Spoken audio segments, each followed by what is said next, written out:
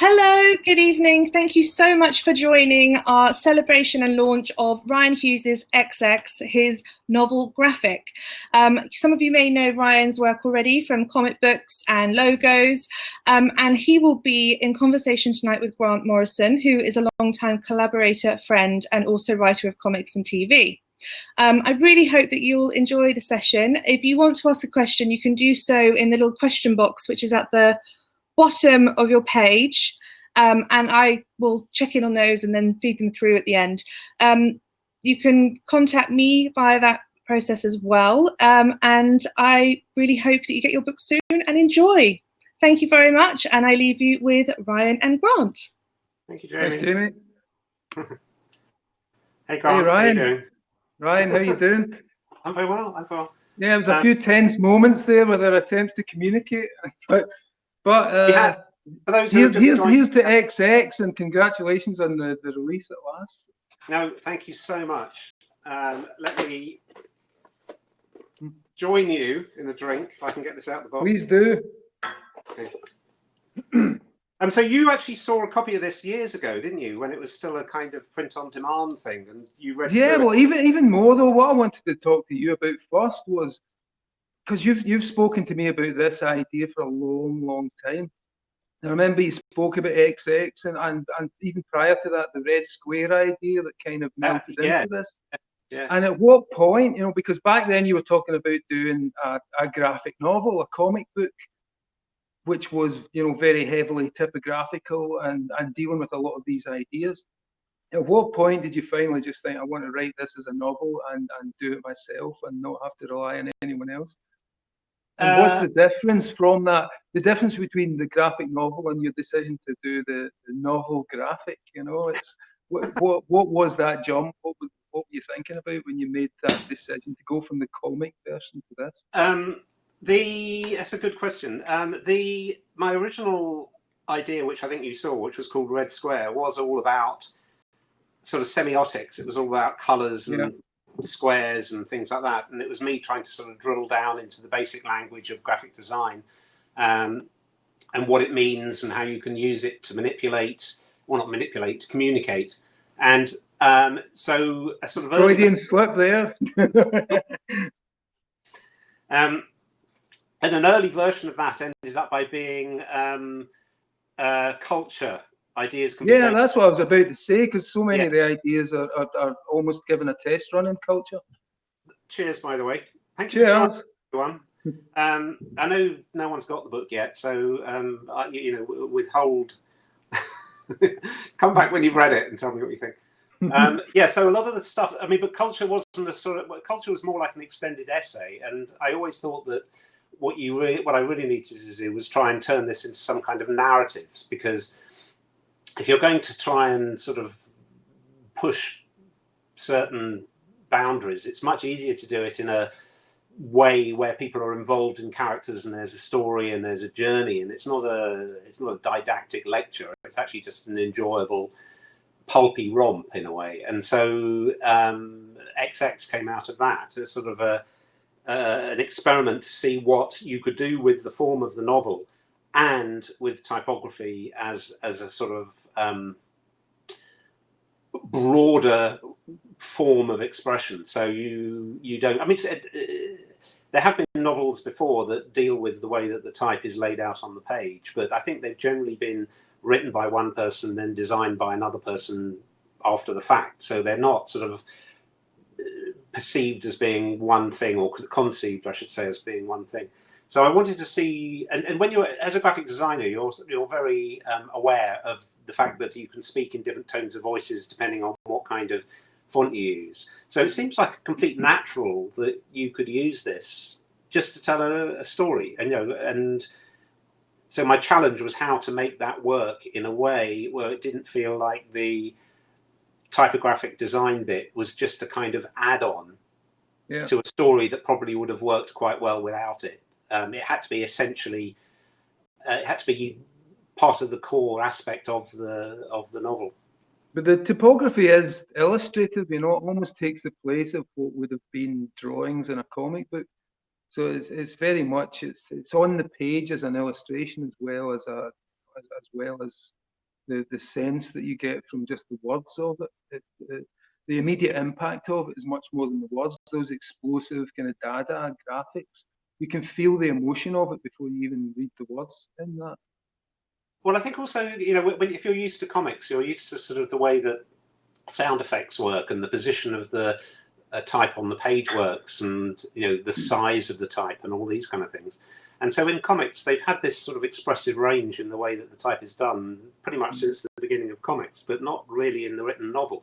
The written novel has been sort of stripped down to the barest of, the language may be rich, but the semiotics, the way that it's actually put on the page, is the opposite. This is why Kindles work, is that you can just put your words through a pipeline and it can come out the other end in Comic Sans or Courier, and it'll still be exactly the same story. So it just seemed like it was. I was kind of curious as to why most novels didn't look like this. Well, it's just because no one had chosen to do it, and no one had the range of skill to be able to do it as one person. Perhaps, like you say, things have been tried, but most of the stuff I've seen it's kind of been like concrete poetry. It's very much, the typography isn't the thing. It's maybe the arrangement of the letters that's supposed to symbolize something. But this was much more. It was the sound, like I say, the explosive, those circular spiraling Dada graphics or futurist graphics that they work like music, I think, more than almost, they're illustrated, but they work like music in the sense that the meaning is conveyed immediately by that. And I wonder, is that the thing of the novel graphic, is to take the word and turn the word into this expressive, illustrative thing in the way that the graphic novel takes the image and tries to do that? Well, I think yes, and I think that I think there's a spectrum. Everything's on a spectrum these days, but you have. We all are. All of us. At one end, you have what we are familiar with, that might be, say, illustration or fine art, and at the other end, you have pure text in a novel. And in between, you have everything else, and everything else includes comics, but it probably also includes magazines or storyboards, or these other things that sort of mix the two. Yeah. And I think that we're familiar. I mean, everyone is familiar with how words and images relate. I mean, the language of advertising, for example, or T-shirts and signage, and the whole environment is full of words and images together. We're completely familiar with this. So it's kind of weird that hasn't seeped into the novel more than it has. And I think also at the other end of the spectrum with a regular comic, I think that whereas sort of the novel might be hidebound by certain conventions, I think the comic is as well. And I think that there have been people who have always deconstructed the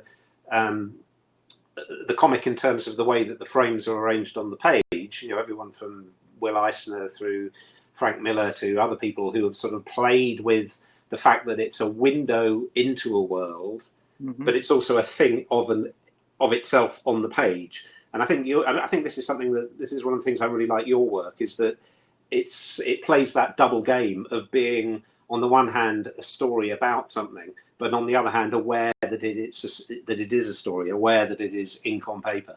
And I think this is the kind of essence of modernism in a way, which is I mean, the XX of the title is a character who represents the 20th century and everything, all the art movements of the 20th century, from sort of Dada and the kind of early proto-punk of the futurists through to the sort of brutalists and the kind of Helvetica range left sort of modernists. Even the disintegration of ideas, in physics, and 20th century was a complete overhaul of everything, from art through literature, through the physics, through everything that we were thinking of.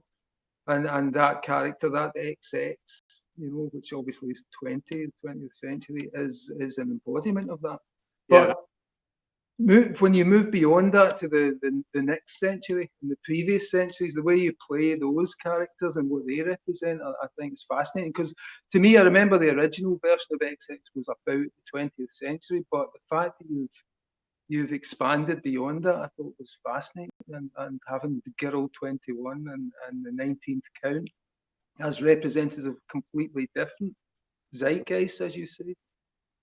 Yeah, well, I think that they all argue with each other on the page, which I thought was a sort of a nice conceit. So, for those of you who've not got the book, or maybe have not sort of seen pictures of it yet, all these different characters sort of talk in different ways on the page. So when the 19th Count, who's the sort of essence, the zeitgeist of the 19th century, talks, it's like a Victorian bill poster. So it's in those really sort of solid wood types. And then the third character you meet is a girl 21 who talks in tweets and with emojis and all the kind of language that sort of Twitter has brought upon us. So and I kind of imagine that maybe there's hundreds or even thousands of these characters. It's like the multiverse. They go on through the centuries. Sort of, they're kind of coalesced.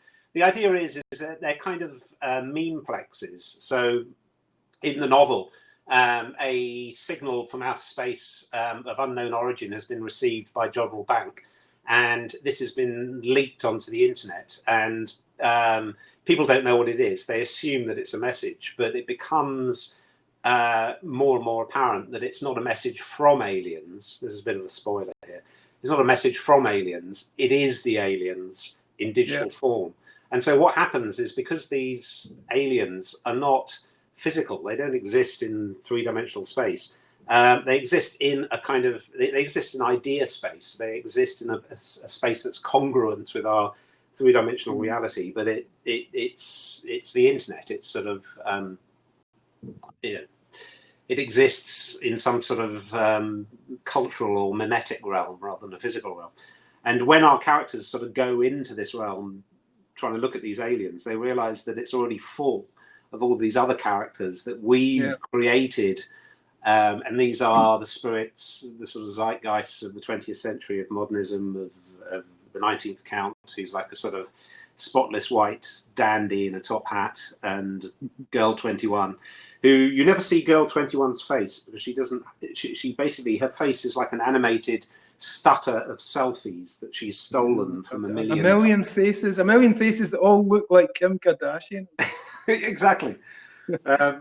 So they're sort of zeitgeists that are sort of built out of the particulars of their age. So when they get to see what XX looks like, he looks a bit like sort of Epstein's rock drill sculpture, sort of crossed with a sort of Wyndham Lewis cubist self-portrait, and he's got that sort of, fury and bombast of the sort of the best of sort of Marionetti's futurist manifestos, or the poetry of that is great. I mean, you really capture that. I just loved it. I was reading it again today, and just that as you say, the Marinetti style, the declamatory, the sizzling molecular motion of cities and fire, that kind of thing. I just thought it was great. Oh, I love all that stuff. I mean, I think that sort of like growing up sort of in the 80s when for some reason all of that stuff was in popular culture, it sort of seeped into me through, it was appropriated by people like Peter Saville and a lot of the kind Jamie Reed and the punk stuff was all taken from that, obviously. Yeah.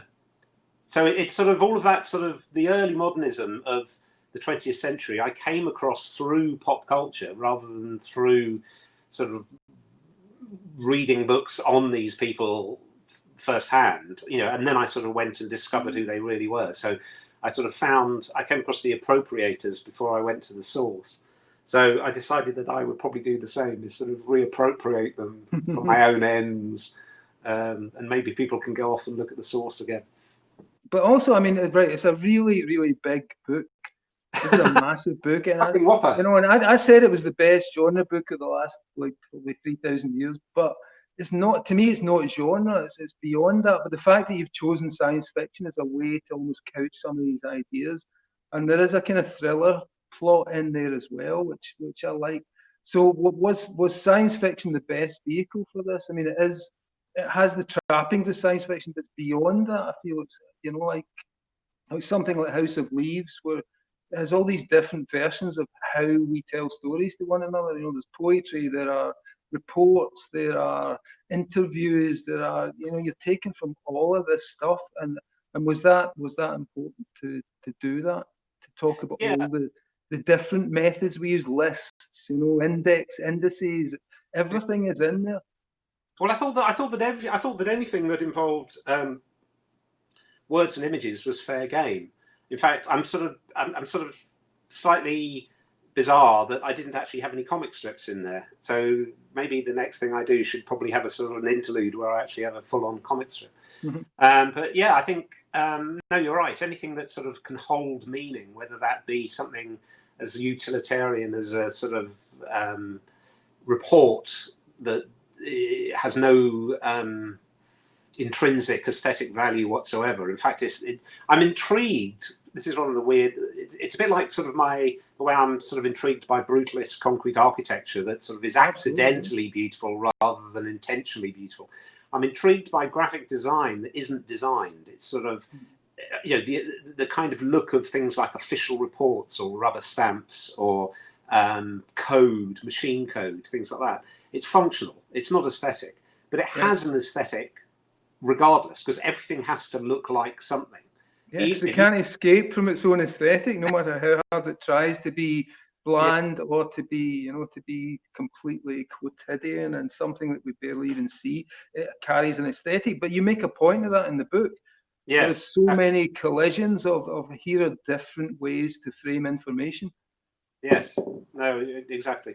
And I think people understand that what a report looks like or what an email looks like. So, you know, again, it's this tone of voice thing. It gives the text an extra level of meaning above and beyond what it says. And I think what would be really interesting, and this is something that I don't really play with that much in the book, would be to sort of play against type. For example, I saw a T-shirt recently and it said Helvetica, but it was set in a kind of Gothic black letter that wasn't Helvetica. It was about far away from Helvetica. Yeah. So you can say something and then completely contradict it by the way that you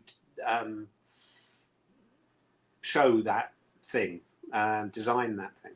So I think there's even more that I could probably sort of play with there. But I think you've done this too. I mean, in The Invisibles, the sort of the way that you deconstruct language and the way that, in an almost Orwellian way, people think that if you can control what people can say or the words that they use, you can control what they think. And I think that's one of the themes that I really enjoyed, say, in The Invisibles, was that exploration of, and also the fact, and you played with this very early on in Animal Man, you know, the way that you as the sort of omniscient narrator sort of enter your own world and characters become aware of you, the author. So there was a bit in XX in which I sort of attempted something similar, where again, without too many spoilers, one of our characters is trying to sort of shut down the sort of semiotic bandwidth, if you like, to try and have an effect. So he's sort of stripping out all of the things that language has. So he takes out punctuation, he takes out capitals. When he takes out punctuation, all the characters find that they don't know who's talking because there's not speech marks around things. And the text on the page that is not speech, in other words, it's the omniscient narrator giving you the stage directions saying, Jack said. Yeah. There's no difference between that and what Jack actually said. So Jack, the character, can hear me, the omniscient narrator, talking about him. It's a bit like being able to hear God or something. And then the second level is where I stripped out capitals, and capitals are used for naming. So if you take away people's names, they become just like objects. They lose their sort of selfness. So the whole idea was that within this sort of scene in the book where they're sort of doing battle with these alien ideas, is they're trying to win by, in an Orwellian way, sort of like stripping the expressive content of language away to its absolute basics. And when they do that, the sort of barriers between me as the writer and the author and the characters as characters in a book sort of get demolished. And again, I think this is something that you played with very effectively towards the end of Animal Man. Yeah, well, I think probably like you that I cannot ignore the interface between me and the medium. I can't pretend that, say, the Marvel universe exists or that the DC universe exists. It only exists on paper. But that makes it way more real than if it existed in some other dimension and we were kind of tuning in and writing the stories of Spider-Man as he really lives somewhere undefined out there. He really lives on the page, you know. So for me, and I think like in this book, is the sense of engaging with the medium itself. You cannot extricate yourself from your involvement in your own text.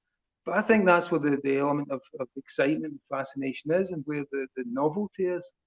And again, one of the things I want to say about XS is it's a very original book, you know, as a science fiction book, it's got really original ideas, and the beautiful visual of guiding your workspace through an alien environment is just like it's made for film, you know. I don't think I've seen anything like it before. It's such a childlike thing to be standing at the pulpit or standing at your desk and imagining you're flying the room through an alien environment filled with beings that you've never experienced before, but it's all happening within this space that doesn't actually move. So that element of the kind of the scale of it, the originality of it, I mean, you really work this. And what I want to know is, how do you do that? Because I know you work all the time, you're constantly working, but how do you write a book on this scale? And now I know you're on to the next one, which I've also read, but this is a very big, it's a compendium of all your thinking. And to me, it's like, what was the process? Did it take a long time? You know? It did take a long time. What was bizarre is that about probably 6-7 years ago, there was an exhibition at a gallery in East London called the Protein Gallery, and it was an exhibition of something like 20 years, I can't remember exactly, of the typographic circle, which is a sort of thing for type aficionados. And they had all these they have a magazine called Circular, and they had issues of this magazine sort of open at various pages, sort of in glass cabinets. So I'm going around these cabinets, and I see an interview with me from about 20 years ago. And in this interview, that I alight upon this bit of text, and it's me saying, there must be a narrative form of graphic design in which different fonts and layouts are used in order to... So this was like 20 years ago, and I was thinking, yeah, there must be, and then you had to go and discover it. Yeah, I've been wasting my time. I should be doing this. So in some ways, I feel like sort of, I've been trying to do this for 20 years. I mean, the whole book did take probably about 4.5 years from beginning to end. And then there was another 1.5 years where it was sort of with agents. And then there was a bit of a bidding war, and Picador finally picked it up, which was fantastic. And thank you so much for Picador, because they've really done a good job, and they really believe in it, which I'm very, very grateful for. And but I wasn't working on it full time. It was just something that sort of I would dabble with on Sunday afternoons, and then as it became more and more this sort of actual real thing that I was close to actually finishing, I then sort of dedicated about sort of 3 or 4 months of pretty solid work on it, sort of in amongst all my other regular sort of design and illustration work, and sort of knocked it into shape. And then I did one of the versions that you saw early on, which is fairly close to how it turned out. There was I did some pretty major surgery on it and sort of moved various elements of it around. Various people sort of read that early version and had comments which I took on board. But that was the process. It was, and I don't know what your process is like, but I think that what was interesting, and the analogy that I use is that when you're at art college, they tell you, if you're doing life drawing, they say, don't start with the left eye and then draw the right eye, and then sort of at the end of 2 or 3 hours, you're kind of doing the toenails down here. Yeah, what you do is you sort of draw a spine, and then the kind of hips, and then you draw a leg, and they're just lines and a leg, and then you do the arm, and then the other arm, and then you look back and you think, is that right? That's the kind of sketch of what it is. Is the stance right? And then you sort of put a bit of flesh on the bones, and then you stand back and you think, is that how it should be? And it's this sort of repeated it's like you're chiseling out the whole thing in its entirety, and it's managing to keep the whole picture in mind when you deal with the details, and not let the details either overwhelm or take you off on a tangent that isn't sort of particularly relevant to the story at hand. I mean, is that similar to the way you work? How does it work for you? For me, it's more just like trying to process a feeling into symbols and words so that it feels like something by the end. It's more like trying to organize a sound or music. So I don't know. I'm sure there are always similarities in what we do, but yeah, to me, it's the scale of that. Someone else could have spent 15 years doing that and not doing a design job and doing covers and logos at the same time. So it seems like a lot of condensed work. And also, as I said to you before, I mean, I think that the prose itself is really, there's such clarity and precision to it. And I wonder, what kind of influence did you have in that sense as a writer rather than as an artist? Yeah, that's a good question. I've not done a lot of writing before, but because I used to do a lot of illustration and design for advertising, and there were loads of things that I disliked about advertising, but one of the object lessons of advertising is less is more. If you can say something if you can say something in 10 words, then you can say the same thing in 5 words. That's better. If you can say it in 2 words, that's even better. So it's that precision and clarity that is is what you're aiming for. Having said that, there are passages in XX, especially the Ascension bit, where our sort of character that we follow is very sort of baroque and wordy. So, and as is the 19th count. So, I can get florid when florid is what you need to be. But I think it's that it just comes from that sort of way of editing. And quite often you would get text when you were, say, designing a poster, and someone would send you the text that goes on this poster, and you could cut half of it out, and you wouldn't lose any of the meaning whatsoever. And it would just make for a more impactful, and it would communicate whatever the idea was faster and more powerfully than it would do otherwise. So it's clarity, clarity, clarity. Yeah. And what I dislike books or any sort of form of art really, which doesn't really know what it's saying, and so doesn't say anything with any form of clarity. And I think it's okay to not know what you're saying, but that's kind of what your sketchbook is for. That's you kind of working it all out. That's you in private. And I think that by the time you're actually sort of putting on a performance, it's the difference between sort of noodling away on your guitar in private and then having a killer sort of 3-minute pop single. They're not the same thing by any means. And I think that what your audience want to hear is the killer 3-minute pop single. They don't want to hear you sort of doing sound checks interminably for hour upon hour. Yeah, unless you become really famous and they're even interested in that. Well, yeah. So yeah, I mean, I'm from there. Is the idea of, like I say, all those styles. Would you consider this a modernist work? Because I always think modernism actually follows postmodernism. Sorry, say that again, Grant. I believe that modernism actually tends to follow postmodernism rather than precede it. I think you may be right, but we're going to have to define modernism. How would you define both modernism and postmodernism? I think postmodernism is way more kind of self-reflexive and aware of the ironies of what it's doing, whereas modernism is quite flagrantly employing all kinds of methods to achieve the specific effect it's looking for. And sometimes they can be confused, the notion of using pastiche or like you do in this, actually recreating a story from a sci-fi pulp. But modernism, to me, it's like House of Leaves. It's like when I mention Goethe, or when I mention Joyce.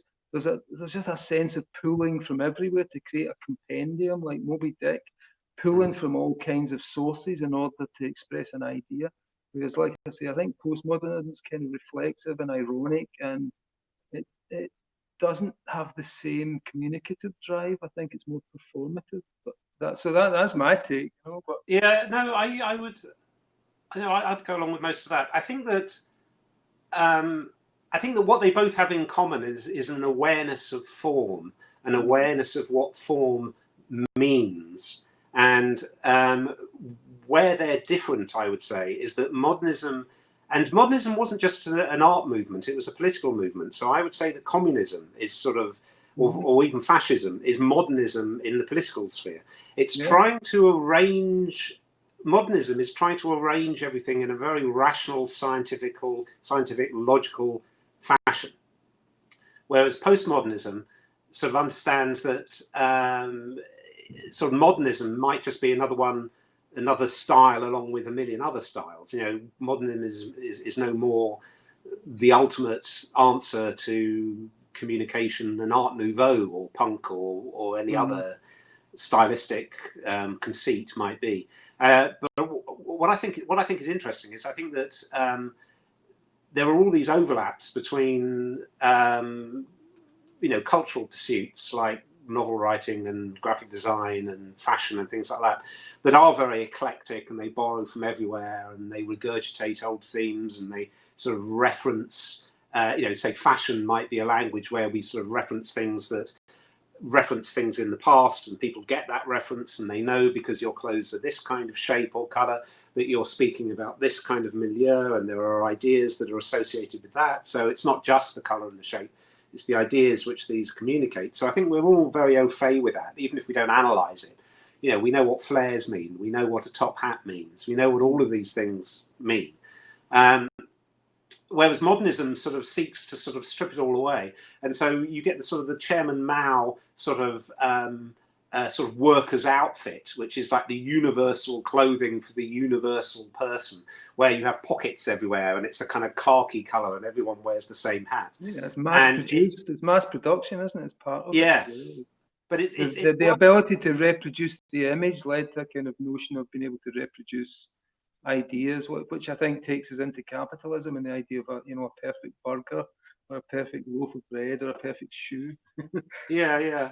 But I think people are not machines, and I think that where communism and fascism both go wrong is they assume that we're the house is a machine for living. They assume that we basically get up at a certain hour, we sort of have 3.5 minutes of breakfast, and then we go downstairs and we go to the factory and we screw widgets all day, and then we come back and we spend half an hour of sort of useful recreational time from 7 to 7:30 reading Lenin, and that's how. And all of those stages can be predicted and assured, because they fit into it's the time and motion study allow for that. Exactly. Yeah. So the idea that you can do time and motion studies on people as if they're just another thing that works efficiently in a factory.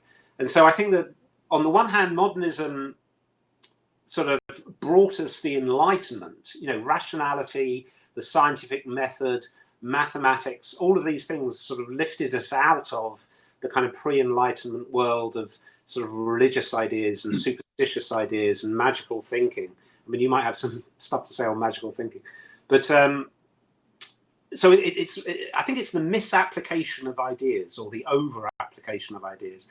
So modernism and rationality and that 20th century machine age vision completely works with mathematics and science and everything like that. It doesn't work with human beings, because human beings are different, they're individual, they're illogical, they have their own ideas, they don't all fit the same mold.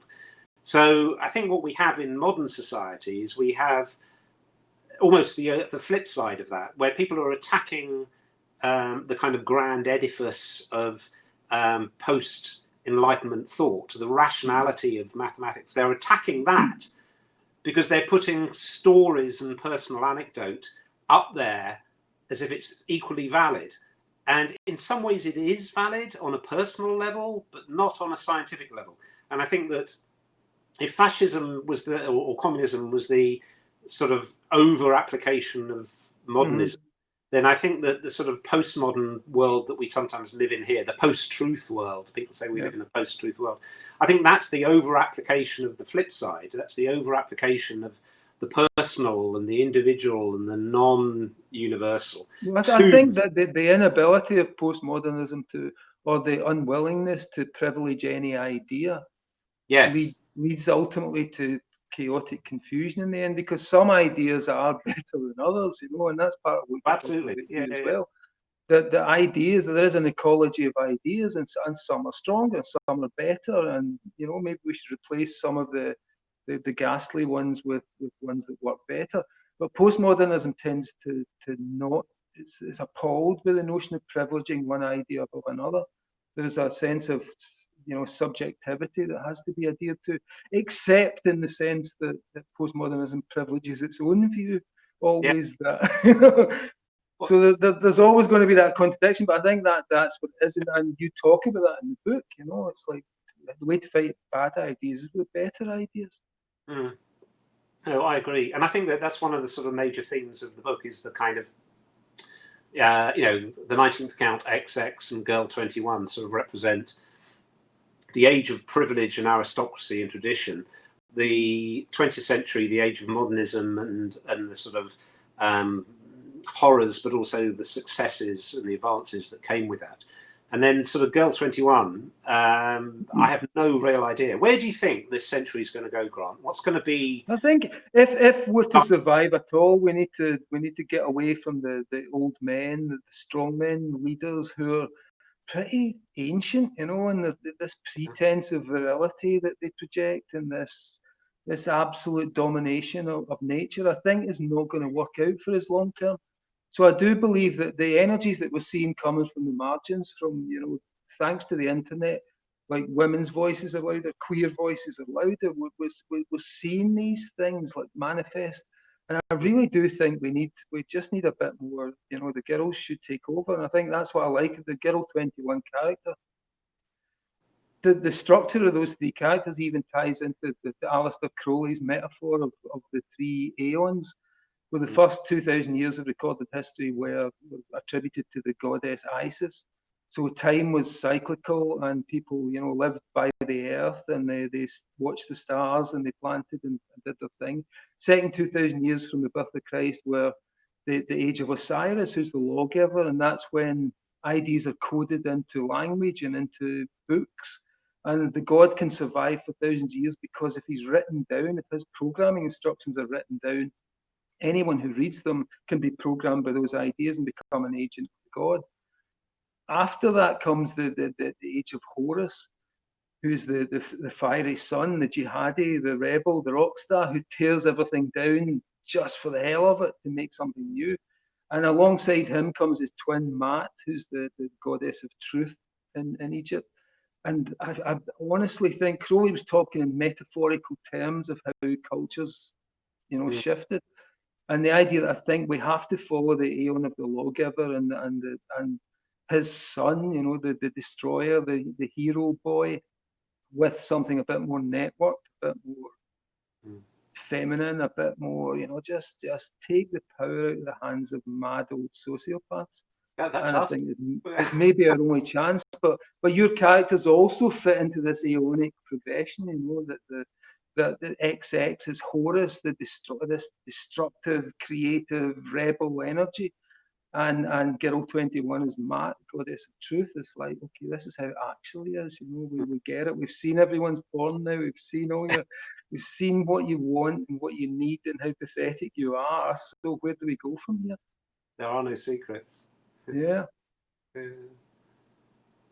But then, again, so ideas, because the book is about ideas and the danger of ideas, and the fact that I've said before that we protect our money behind in banks, we protect our data behind firewalls, we protect our homes with walls and our possessions, but we don't protect our heads at all.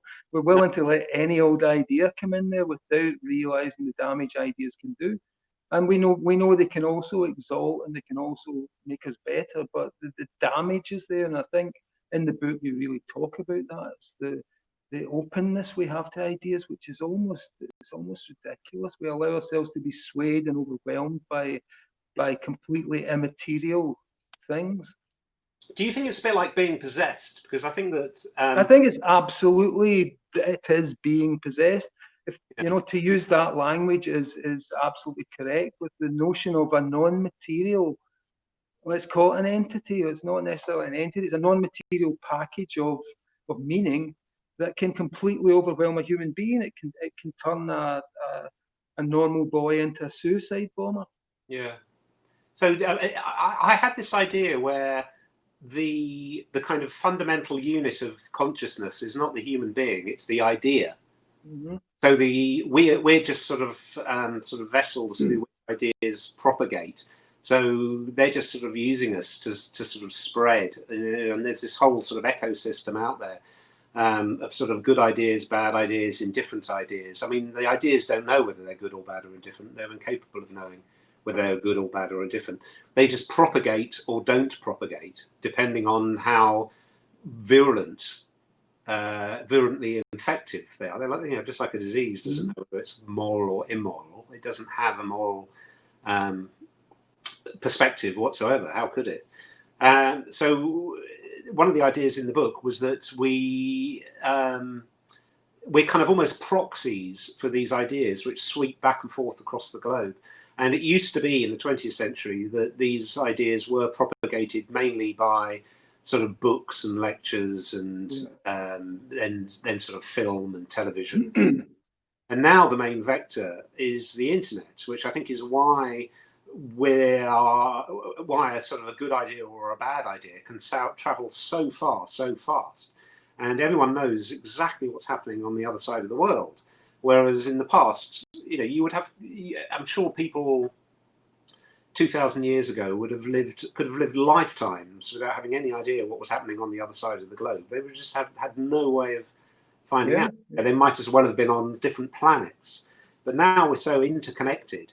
And I think that the upshot of that, I think that a lot of the reasons why we get these very powerful movements, for good and for bad, is because of that interconnectivity and the fact that the idea, if it's a powerful idea, can just travel so far, so fast. And we have COVID now, which is sort of a metaphor for that. And people talk about sort of COVID going viral. Well, the viruses were going viral before the ideas were going viral, but the metaphor is so apt, I think. And we do seem to be very vulnerable to that virus kind of attack. As we used to have a way of looking at conflict which was Manichaean. It's almost two great powers, versus one another. It'd be like one country versus another, one creed versus another, one big idea versus another. But now the viral creep, the thing that gets underneath us, we seem to be very vulnerable to that. And as you say, I think COVID is just the, as above, so below, as they say in Hermeticism, that these things reflect on all scales. We are so vulnerable to ideas that get in, and they have no weight. As I've said, what is the weight of the meaning of Hamlet? We know it exists, but we can't weigh it. So is it an ascientific concept? Is it, because science and reason allows us to measure and to divide the universe, but we can't do it with ideas.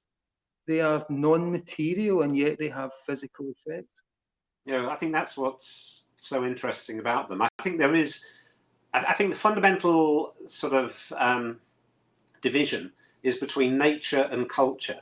And I think a lot of disagreements come where people mix these two things up, or they don't realize that they are in fact two different things. So nature doesn't care about culture. I mean, the dinosaurs were around for way longer than we will ever be around. Did they have a culture? Did they reflect on the nature of the universe? Did they write books? Probably not.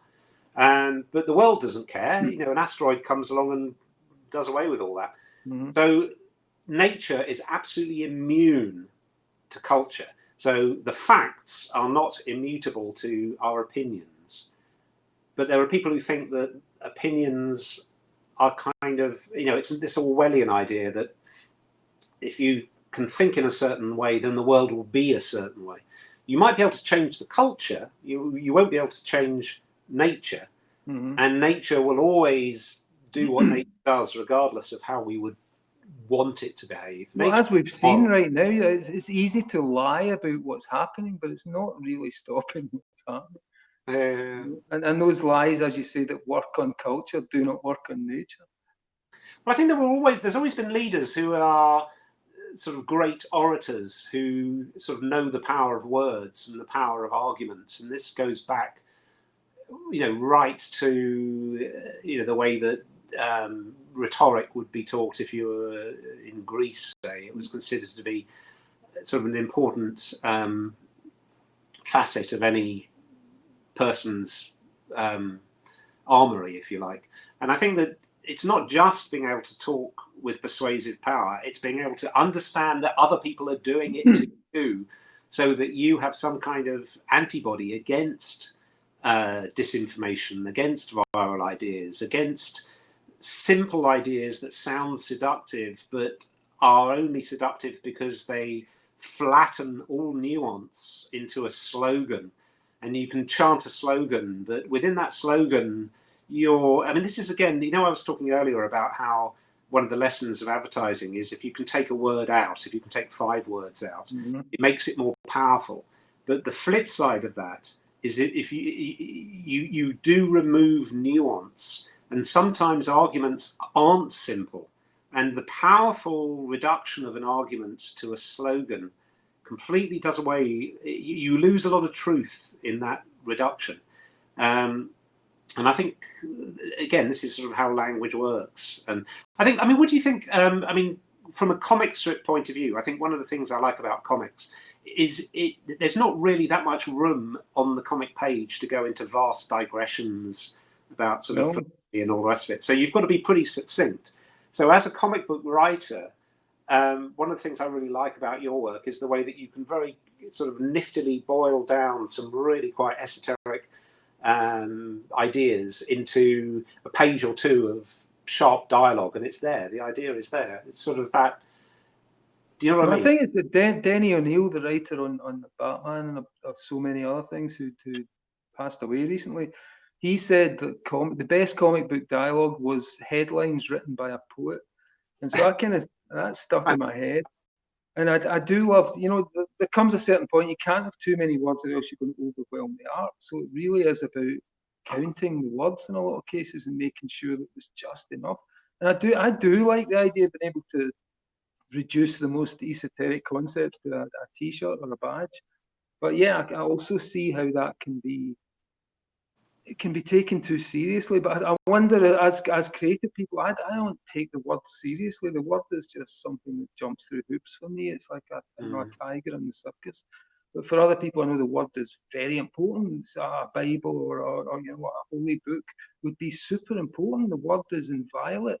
Whereas to me, the word is something that dances for me. So I don't know if maybe when you're dealing with it, it's like a guy who works in the sweet shop. You don't take them quite as seriously as the kids who are peering in the window.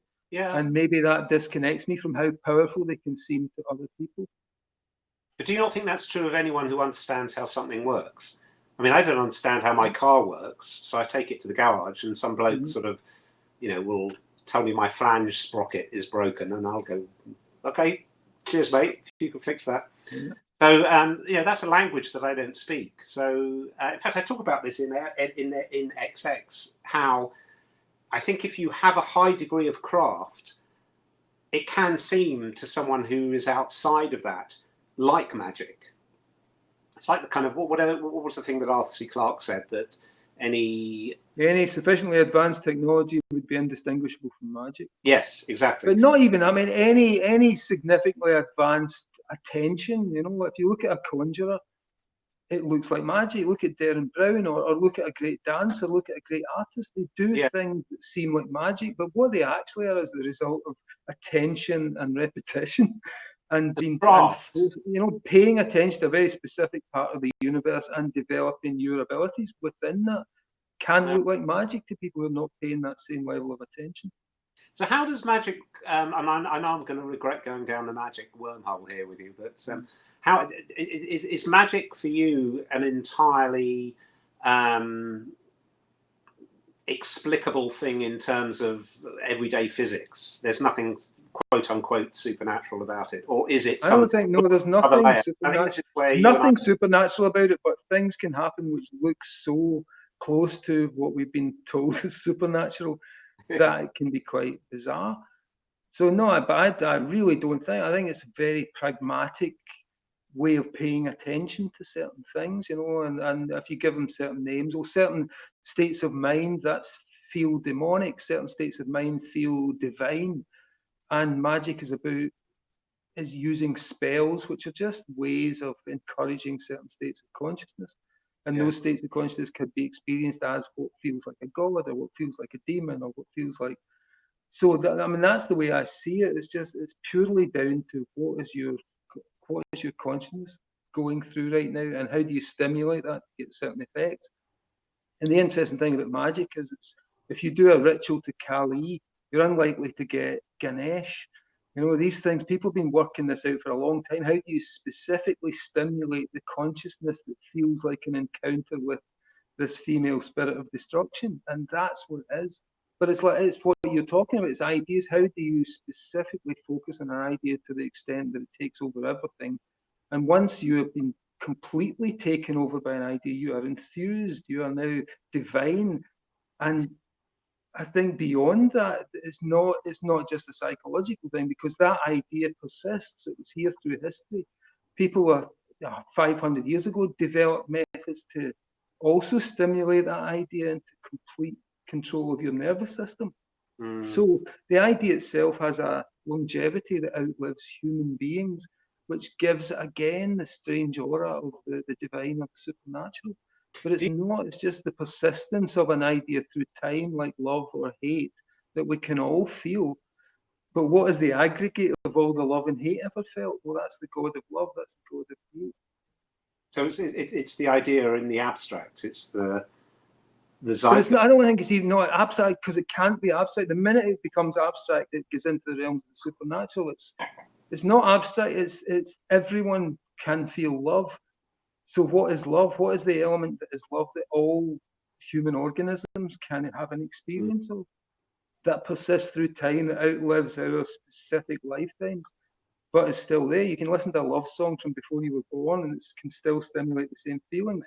So those feelings have a reality that is out with, you know, our specific individual experience, and that would be what, by any other name, would be a god. Yeah. I sort of talk about sort of gods in XX and sort of describe them as sort of powerful viral ideas. So I'm not sure that is exactly what you're talking Well, what you actually talk about, you say that they're basically self-begotten ideas. Yes. Which is a fascinating thing, because why not in a universe that is, you know, that is expressing itself and using any means to express itself without an endpoint, just with the algorithm that's, you know, reproduce, move out, reproduce.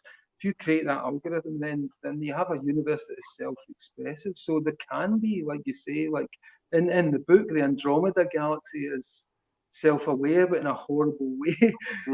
And the self-awareness, it faces shock when it encounters other things like it, but not like it. And I think, those types of self-engendered ideas might be able to exist as well. Yeah. So, but here's a question. Would God cease to exist if human beings cease to exist? Well, possibly, you know, would love cease to exist if human beings cease to exist, or would it express itself as the attraction between two particles? I don't know. Yeah. You know, is love really for us? Is the sense of the attraction that exists between particles as The universe we just participate in. Yeah, and for us that has all kinds of extra meanings and curlicues, and we can write poems and songs about it. But really it is that sense of there's attraction and there's repulsion. And maybe we just add a lot of meaning to that. But I don't know. So maybe you could take us out of the equation, and something like love, which is basic attraction between particles, would still exist until the end of time. No, I like that idea. So we kind of we get a sort of gist of what particles feel. I kind of think human consciousness, we're really good receivers. and that's what we do. And I think what we call consciousness is probably another field. What do you think consciousness is, Grant? Because I have my ideas and I kind of try and explore them a bit. I think it's a field like gravity. I think it can't be created or destroyed. It's like matter or energy, and I think consciousness is the next thing in that chain. It occurs when nervous systems get sufficiently complex and suddenly we become receivers for something that's there, an immanent sense of itself. And we start to tap into that. And the highest levels of that and very high level meditation is a kind of, all awareness of all things happening simultaneously. So clearly there is something there that we can reach. If we can feel that kind of non-dual experience, then I think it's probably something that is just simply there that we are particularly well developed to pick up on. Speaking of higher consciousness, sorry. Yeah, hi. Like the voice of the Mysterons. I wondered if now would be a good time to sort of look at some questions from the audience. Yes, let's do it before we drift ever further into the abstract. I know we started a wee bit late, so we'll run over. Yeah. That's fine. Are you all right to kind of look at the ask a question box and go, or is that? Well, do you want to read a few out for us, Jamie? That's probably the best. Yeah, I can do that. Then everyone can know what question we're actually answering. Great. Okay. Pick some sensible ones. Oh, really? Okay, cool. Okay, I'll start off with, if you had one font to send into the galaxy, which would it be? Well, I have my favourite fonts. Well, there are two parts to that question. One is, what would be the best font in terms of communicating with aliens? And that would probably be, whenever anyone has sent a message out, it's always been something to do with mathematics or some, the atomic weight of hydrogen or something that will be universal. So it's been mathematic rather than cultural. I was talking earlier about the difference between maths and culture, and obviously aliens are not going to be able to understand anything that's cultural to us at all. So it has to be something universal. As to my favourite font, the one that I really like is called Microgrammar. And the reason I like that is because it was used by Kubrick in 2001. It was used by Jerry Anson on the side of the Shadow mobiles in UFO. It's that kind of slightly squarish and extended font that, for me, just kind of screams 1960s sort of optimistic, futuristic modernism. And in the novel, I actually use it like my characters. That's the Intelligentsia logo, isn't it? Absolutely, yeah. And I go off on a bit of a tangent about this is why they use this font. And in fact, in the review in the Financial Times, I was hauled over the coals for being a font nerd about enthusing about this. But anyway, come on, if you can't be a font nerd, Ryan, you've invented more fonts than anyone else. Okay. Grant, do you have one that you would send into space, or anything you hate? No, I mean, I'm not. I hate a few of them, but the one I like is just that classic. You'll know the name of it, Ryan, the kind of Apollo 11, that 70s thing, that slightly bubbly with the thin lines. It's got a name, but I don't know what it is. You mean it's Countdown? Yeah, Countdown, the one that they had in that comic. Well, yes. Well, I'll tell you a story about that very font. I know what you mean. It looks like one of those optical character recognition fonts. Yeah, the numbers that appeared on checks that had like weird thick and thin. Exactly. And then it was very much 70s science fiction. It was like we're all going to Mars by 1984. It was the promise, the utopian promise. They broke our promise. Yeah. No, that font is called Countdown. And here's the bizarre thing: is that my dad, who was an architect, bought home from the office a sheet of Countdown, and I must have been about 5 or 6 or something. And so that font went on all of my school books and my cassette tapes. Where you record things off the radio on Sunday afternoon, and then you'd make your own cassette inlays. So mine were all done in that Countdown font. And then many, many years later, I meet Alan Meeks, who was the designer of Countdown. And so I was kind of enthusing to him about this as if he was some kind of rock superstar. And I think he was quite taken aback that sort of this has meant anything to anyone. But obviously, complete font nerd, this was, oh my God.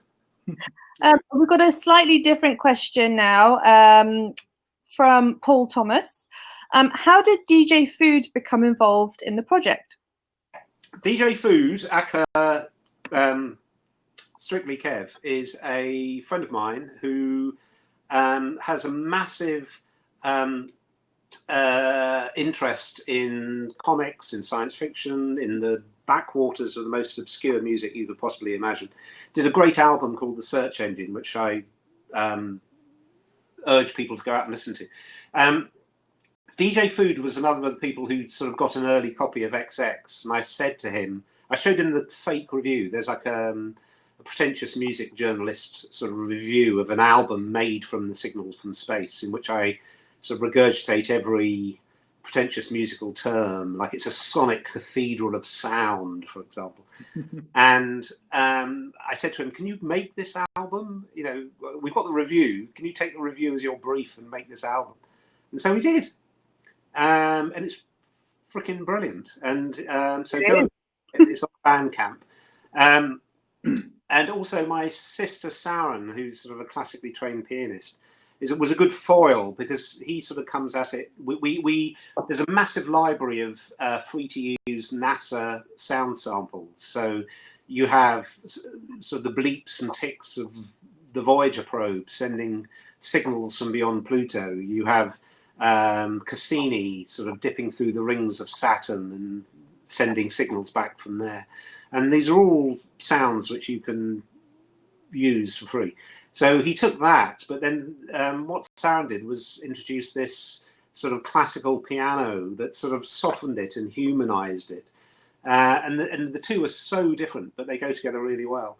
And then the weird thing was, is that I had a recording of my dad reading one of his poems, and it was just like this random thing that my brother-in-law had recorded on his phone some years ago before my dad passed away. And the sort of theme of this poem was very much sort of in tune with the final chapters of XX, these sort of somewhat transcendental ideas of reincarnation and spiritual rebirth. And Kev worked that in as well in a really incredible way. So he sort of took snippets of my dad's voice and then used them in some tracks. And then on the sort of putative side too, there's it's like a 3-movement piece, and the centerpiece is my dad reading this poem. So it's a nice sort of tribute. I don't think he ever thought we'd do this with this, but it sort of fits and it works really well. Okay, thank you. A few people have asked questions along this line, but have either of you considered working together on future projects? Oh yeah, I mean we've done a lot over the years, and the last thing we did was a great story in heavy metal. But yeah, I mean it will likely happen again, I'm sure. No, absolutely. No, yeah, Grant wrote 2 or 3 stories for me in heavy metal a couple of years ago, which I did. We worked on a thing called The Key for the BBC, which was sort of reformatted and reprinted in heavy metal. So we're always kicking ideas around. I think the problem is that there's no way that I'll be able to draw a regular comic. I just, I don't have the time. However fast I can work, I can't do a regular American comic on top of, and I don't think my style really lends itself to that anyway. But the more sort of pop culture-y stuff that Grant and I sort of get involved with. I mean, Grant, one thing I really admire about Grant is how he can completely write to the strengths of the artist. So it's not like you just get a story; it's a story for you. And I think that he really understands what an artist can sort of bring to a specific story. So I'm sure we will do stuff in future. I'm sure we will. Watch this space, yeah. Definitely, yeah. Cool. Okay, and let me just see who this is. So Ken has asked. Obviously, the book's out today, but if there were to be interest in a film or TV version, who would you choose in the adaptation? I guess there's a few things, like who would you like to kind of work on the movie, and then who would you see as kind of some of the characters? I think that the perfect person who has done a you'll probably be able to guess who this is, because he sort of co-wrote a book called S, which yeah, I'm sure you're familiar with.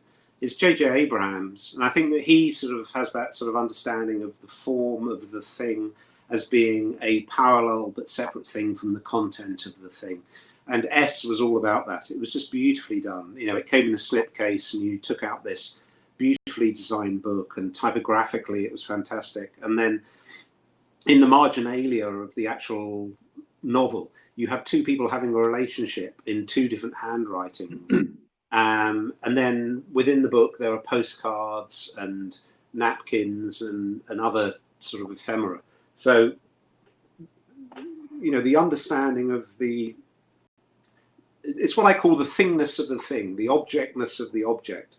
You know, it's what a designer understands as part of his job, is that whatever the thing is, whether that be a record sleeve or a book jacket or a comic book, the thing in and of itself is as important as the art and the writing and the music. These are all a creative work in and of itself. It's a whole, and if you ignore any one of those elements to your detriment.